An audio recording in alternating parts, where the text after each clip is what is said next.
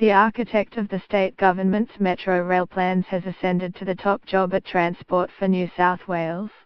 As Program Director for Sydney Metro, Rod Staples has been in charge of the $20 billion Metro rail line that will connect Rouse Hill and Bankstown via a new line under Sydney Harbour, as well as early planning on a proposed Metro rail line from central Sydney to Parramatta.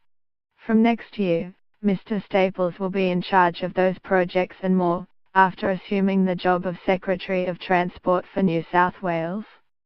Mr. Staples had been acting in the position since the previous Secretary at Transport for New South Wales, Tim Reardon, moved to the job of Secretary of the Department of Premier and Cabinet. "I have witnessed Rod leading complex projects at very close range," the Premier, Gladys Berejiklian, said. "I have always been impressed by his command of the detail alongside his focus on the big picture." The Transport Minister, Andrew Constance, compared Mr. Staples to John Bradfield, the engineer who oversaw the design of the Harbour Bridge and significant elements of Sydney's rail network. "He is a 21st century Bradfield, and is incredibly well respected across the government and among our private sector partners," Mr. Constance said. Before the election of the coalition government in 2011, Mr. Staples had been in charge of the former Labor government's controversial Sydney Metro plans.